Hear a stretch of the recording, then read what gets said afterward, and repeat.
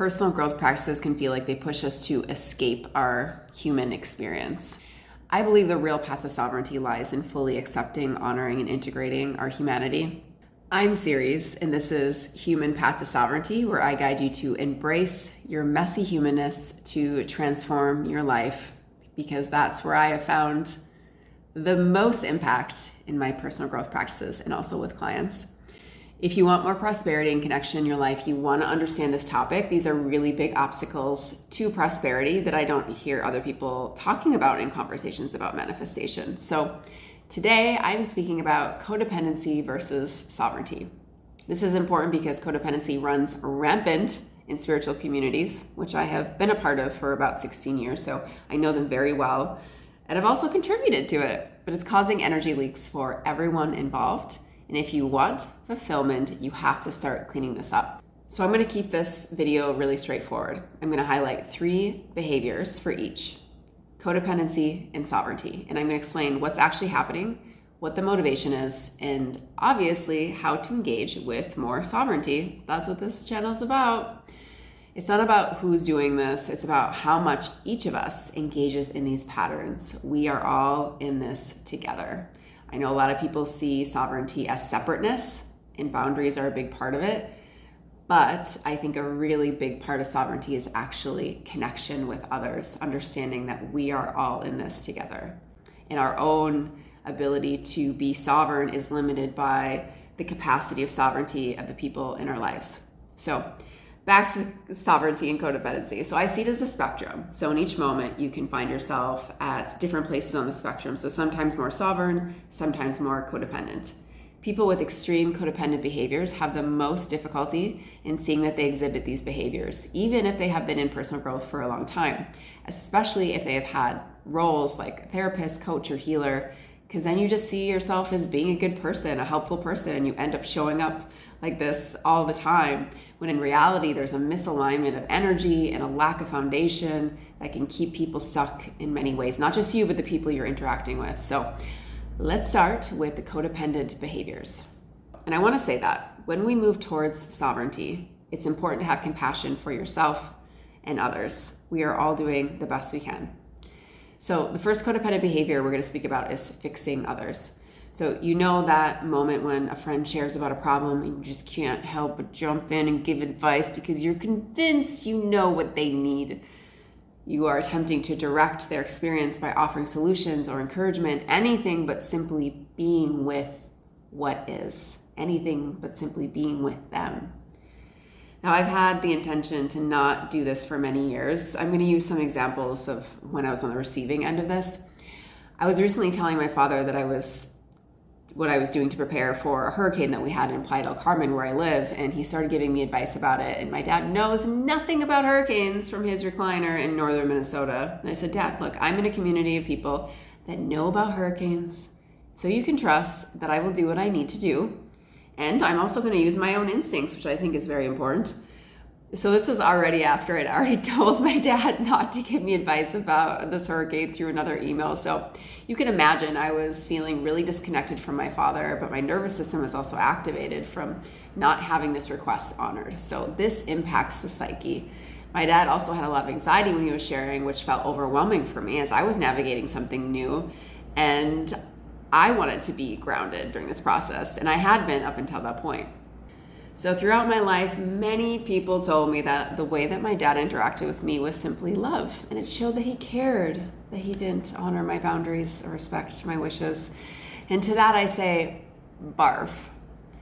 But I get it. Toxic relating patterns are often seen as strong indicators of love. And I can share that I'm finally starting to have a glimmer of healthy relationship with my father. Not having boundaries is not love. It's actually the opposite. And it makes it impossible to actually have healthy love in a relationship when these kinds of dynamics are playing out. Now, I have countless stories with my father. You can read about it in my first book and a little bit in my next book as well. But I've also experienced this over the years with friends, because advice is a really typical way to respond when communicating. And my close friends now know that I do not want advice unless I specifically ask for it. And you know what? Sometimes I do ask for it, but then I get to ask. This is like the consent. There are even some friendships that I had to end because certain people couldn't respect this boundary.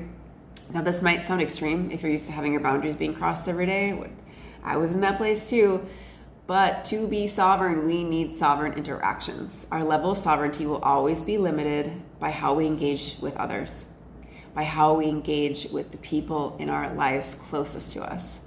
So I could not have had the growth that I've had in the past 2 years, which, let me tell you, has been extreme, without having more sovereignty. I've had to clean things up on a higher level.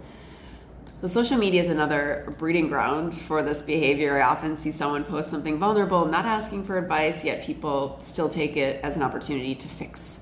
And sometimes, I don't know if you've noticed, but sometimes they're not even like fixing the right thing, right? It appears that they didn't even really read the post, right? They just read it really quick, and then they're like, I had to give this person advice. So here's the thing I don't really hear talked about either, is that when people are in their codependent behaviors, they are not good listeners. But if you ask many of them, they would say that they are great listeners. They're great, helpful people. All right, what's actually happening here? When you're giving unsolicited advice, you're crossing into someone else's lane without permission. When you do this, you leak energy. You're making an assumption that they want this. And you disrupt the other person's energy as well. So it's not just about you, it's about the other people too. So maybe this is you constantly trying to help and save others. This, like I said, this is so prominent in personal growth industries, whether this is online or family or friends, while telling yourself it's because you're being a helpful, nice person. In reality, you're leaking energy, you're draining the energy of anyone who engages with you in this way. So when this happens to me, if someone does this to me, I feel disconnected, I crave to be seen, I feel uncomfortable, and especially if I have just shared something vulnerable with someone and they respond with fixing, I get the story that it's not safe to be vulnerable with this person. Attempting to fix someone's problems is an invulnerable response to someone's vulnerable share. You are not meeting them where they're at. You are taking a role that is above them, and this is a major issue in personal growth communities. Many people don't think they're being invulnerable, which also creates this just total distortion and illusion of what's actually happening. And there's just a lack of safe space for people just to be met and seen. And this is how we integrate. Unconscious invulnerability is choking out our space to integrate in personal growth communities. It's a big problem. All right, so what is ultimately motivating this? Codependent behavior often stems from an unconscious need to feel valuable, needed, or in control. So by focusing on fixing others, you avoid dealing with your own discomfort, insecurities, and unresolved issues. These actions might also fulfill a need for validation.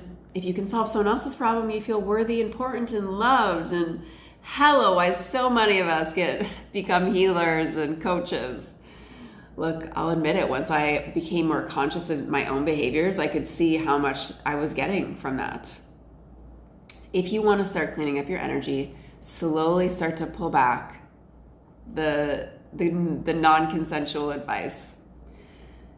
Now, let's move on to the next behavior, which is assumptions.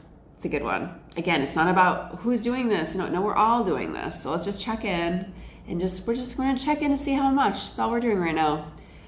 So I'm going to use an example of this person who's exhibiting pretty extreme codependent behaviors, because it can happen really quickly and it can create confusion. And because I've been practicing sovereignty for so many years, I was able to really be with it and name it in the moment. Sometimes I'm not able to, but in this case I was.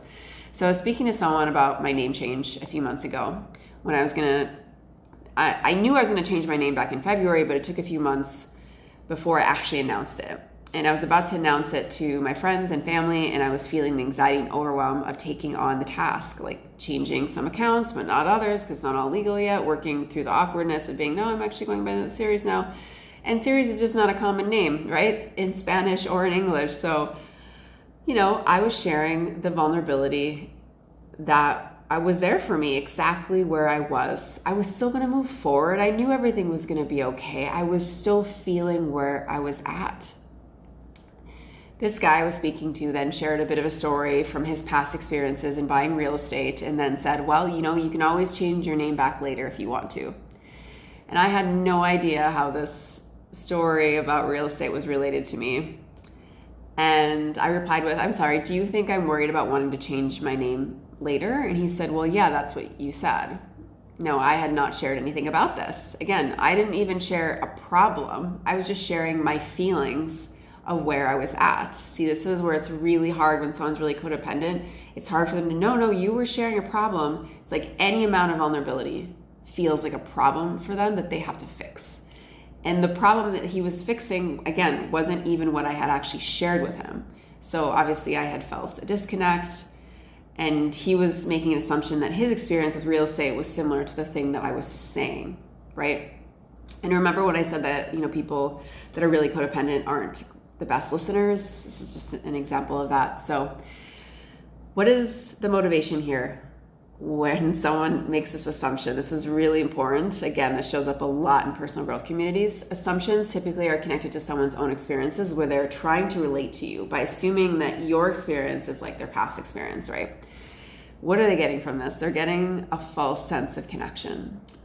They're trying to fulfill a desire to relate, even if it distorts the true nature of the relationship.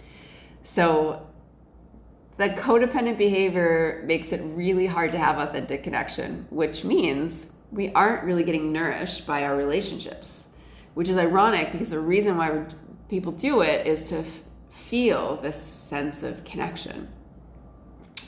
Another example, I was sharing with a woman that I had, I've been hermited a lot, just doing a lot of really deep healing, and I'm just, kind of excited to get out there and have more capacity for connection now. So I want to connect in the world. And she responded with, I was like that, running around, socializing and being really extroverted, and now I just want more intentional connections. And again, so I felt confused. And I was certainly not saying that I wanted to just run around, just have connection with anyone. I wanted to really have intentional connection like I've always wanted with, maybe a handful of people, but I was just excited that I had capacity to have social interaction, right?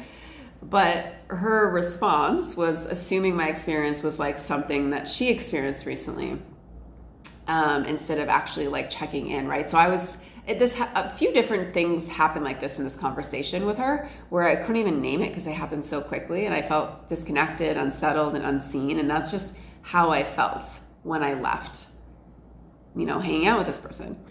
If you want to have real authentic connections in your life, take a breath before you respond to what someone is saying.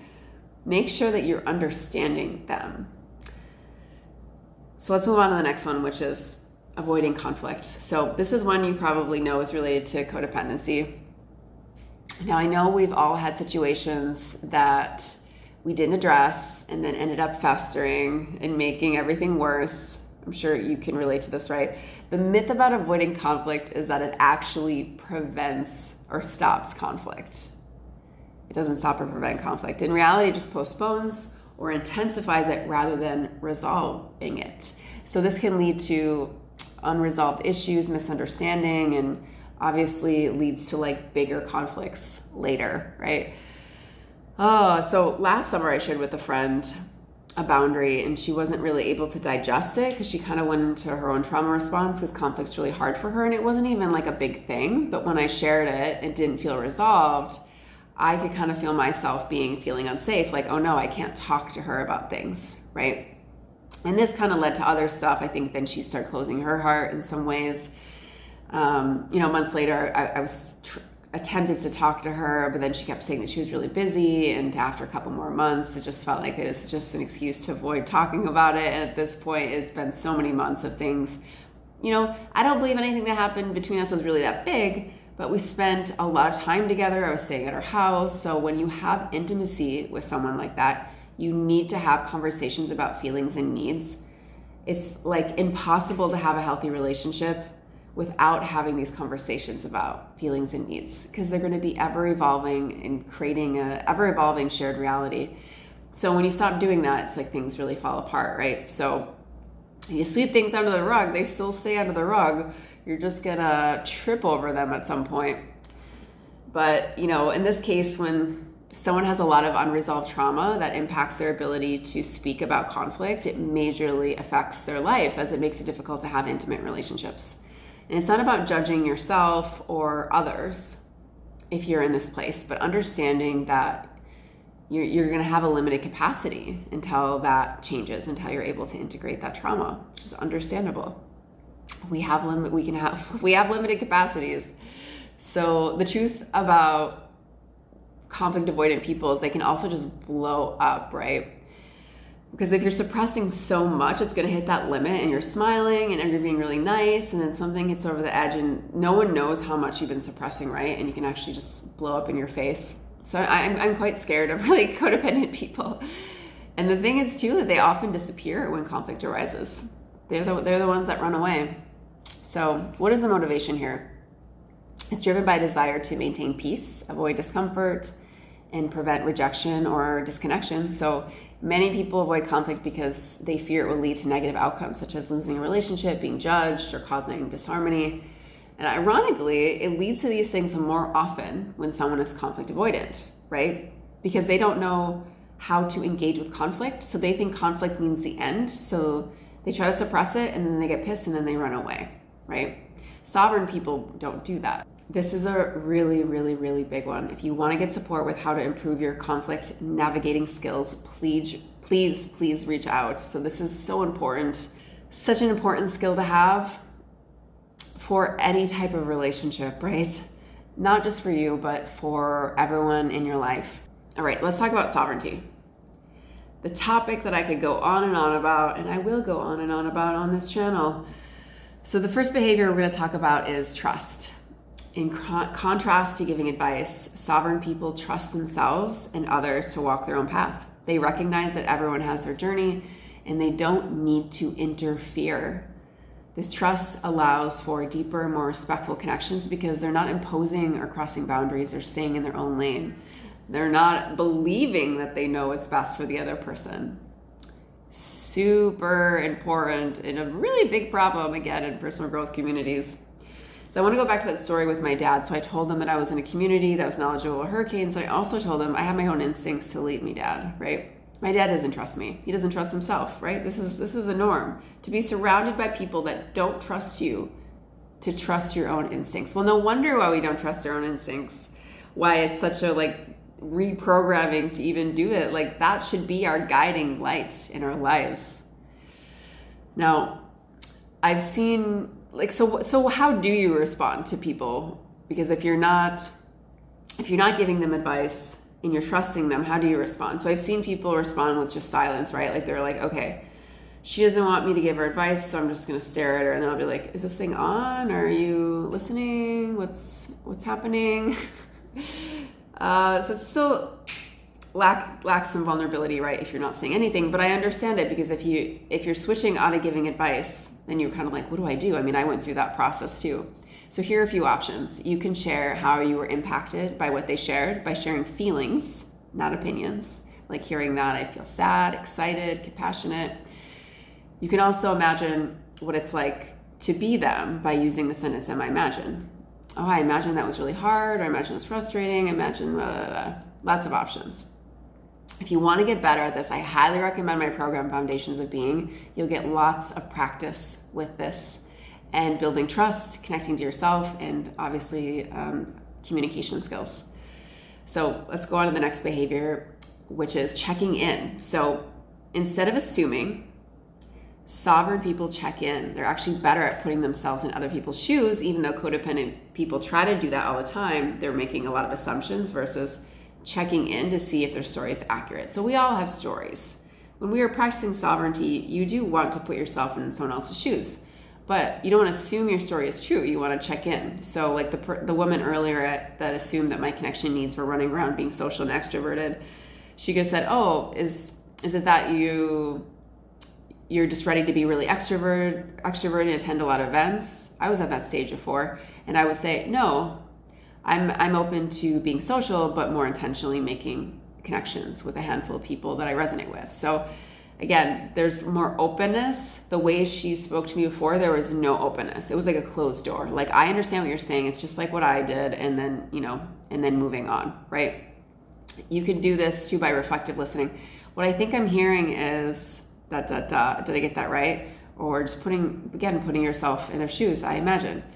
So I use this with my chiropractor too, just observing, just putting myself in his shoes, just like watching him do his job and just saying, wow, it feels like the hardest part of your job is like giving instructions of how people should move their bodies. I imagine that's the hardest part of your job. And he just put his hands up in the air and said, like, finally someone understands me. And I imagine in that moment, he was really seen in a way his soul was craving.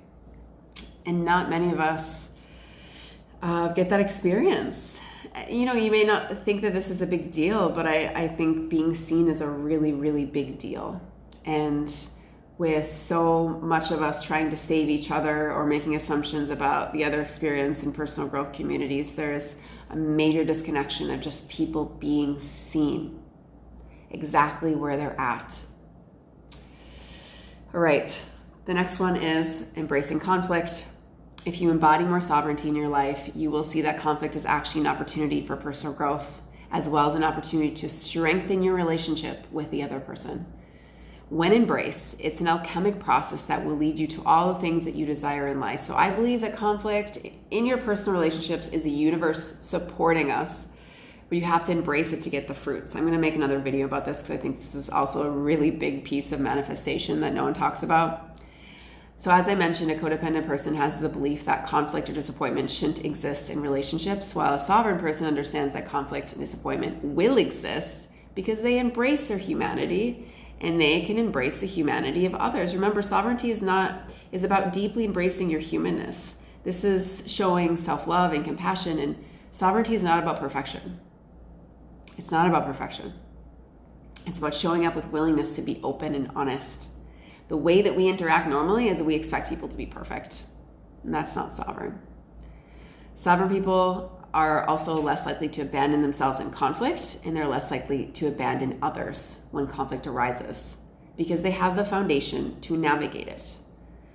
So there's more space for taking responsibility, there's more space for authenticity, and there's absolutely more space for love and deep connection. Because that's what we're speaking about. Staying in your lane, cleaning up your energy, creating space for true prosperity and love.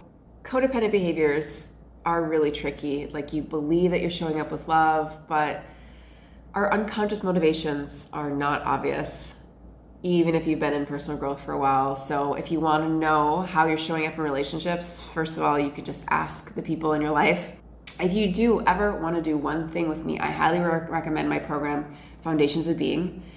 If you want to practice working these muscles, as I call it, of sovereignty, trust, checking in, embracing conflict, we need each other to practice this in a supportive container, so that way we can grow personally and just develop stronger relating skills, because it's, like I said, it's so important and it adds to us really living a fulfilling life. So if you're curious, please reach out with that. And if this video resonated, please like, subscribe, and maybe share with 5 friends so you can help me get my new channel off the ground. All right, I'll see you next time.